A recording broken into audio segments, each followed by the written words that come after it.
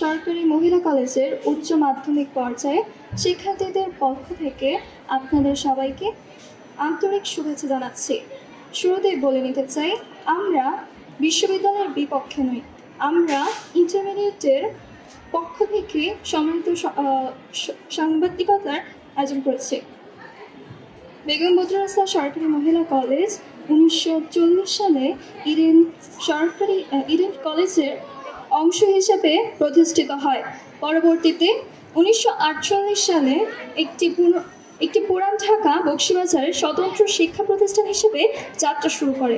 1948 সাল থেকে কলেজটি উচ্চ মাধ্যমিক কার্যক্রম শুরু করে এবং 1968 সালে ডিগ্রি, পরে স্নাতক ও কিছু ক্ষেত্রে স্নাতকোত্তর পর্যায়ে একাডেমিক কার্যক্রমও চালু করে। কলেজটি দীর্ঘদিন ধরে বাংলাদেশের নারী শিক্ষাকে এগিয়ে নিয়ে আসছে এবং দেশের নারী শিক্ষা ব্যবস্থা বিশেষ অবদান রেখে চলছে।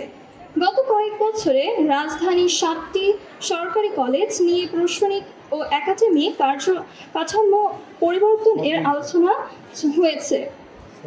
সর্বশেষ বিশ্ববিদ্যালয় পর্যায়ে শিক্ষার্থীদের আন্দোলন প্রেক্ষিতে সরকারের পক্ষ থেকে 7টি কলেজকে নিয়ে ঢাকা সেন্ট্রাল ইউনিভার্সিটি নেওয়া হয়েছে এবং একটি অধ্যাদেশ জারি করা হয়েছে।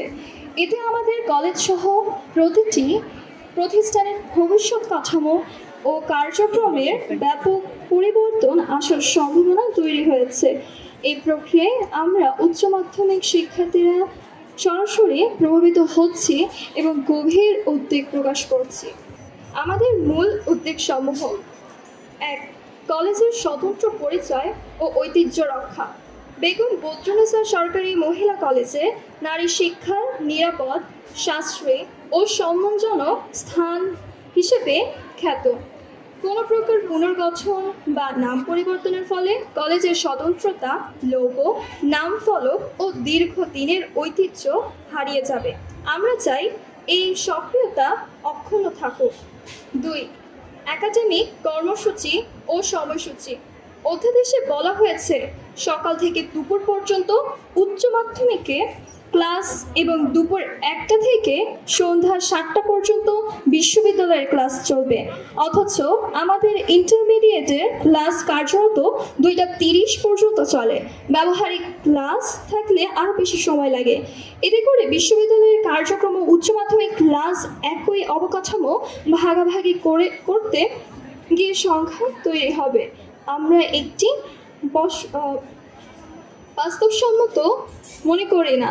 বিকল্প হিসেবে বিশ্ববিদ্যালয়ের জন্য পৃথক ক্যাম্পাস বিবেচনা করা উচিত। 3. ক্যাম্পাস ভিত্তিক রাজনৈতিক ও প্রশাসনিক প্রভাব। একই ক্যাম্পাসে বিশ্ববিদ্যালয়ের স্তরের কার্যক্রম চালু হলে রাজনৈতিক কার্যক্রম ও জনজট বেড়ে যাবে, যা উচ্চ মাধ্যমিক শিক্ষার্থীদের শিক্ষা পরিবেশকে ক্ষতিগ্রস্ত করবে। আবার শান্তিপূর্ণ ও মনোযোগী শিক্ষার পরিবেশ চায়। 4. স্থাবর অস্থাবর সম্পত্তি ও মালিকানার বিষয়। অধ্যাদেশ অনুযায়ী কলেজের সব স্থাবর অস্থাবর সম্পত্তি বিশ্ববিদ্যালয়ের মালিকানায় যাবে। এর মানে হলো আমাদের কার্যক্রম বিশ্ববিদ্যালয়ের সদিচ্ছার ওপর নির্ভরশীল হয়ে পড়বে। আমরা এই ধরনের জোরপূর্বক হস্তান্তরের বিরোধিতা করছি। একই সাথে বলা হয়েছে, কলেজের অবকাঠামো বা সেবা ত্রিপক্ষীয় চুক্তির মাধ্যমে যৌথভাবে ব্যবহার করা হবে। প্রশ্ন হচ্ছে, আমাদের নিজস্ব অবকাঠামো ব্যবহারের জন্য কেন চুক্তি করতে হবে? অধ্যাদেশ কোথাও কলেজ কর্তৃপক্ষ শক্তিশালী অবস্থান নেই, তাও আমরা স্পষ্টভাবে উদ্বিগ্ন। 5. নারী শিক্ষার সুযোগ সুবিধা সংকোচন আশঙ্কা। ইডেন ও বদরুন্নেসা দীর্ঘদিন ধরে নারী শিক্ষার কেন্দ্র হিসেবে পরিচিত। নারীর জন্য নিরাপদ ও সাশ্রয়ী শিক্ষার সুযোগ ও পরিবেশ নষ্ট হওয়ার সম্ভাবনা দেখি, যা আমরা কখনোই মেনে নেব না। 6. আইনগত স্পষ্টতা ও বর্তমান শিক্ষার্থীদের ভবিষ্যৎ। ধারা 3, বিশ্ববিদ্যালয়ে ক্লাস সময় দুপুর 1টা থেকে সন্ধ্যা 7টা, কিন্তু আমাদের উচ্চ মাধ্যমিক ক্লাস 2টা 30 পর্যন্ত চলে। এতে সংঘাত তৈরি হচ্ছে।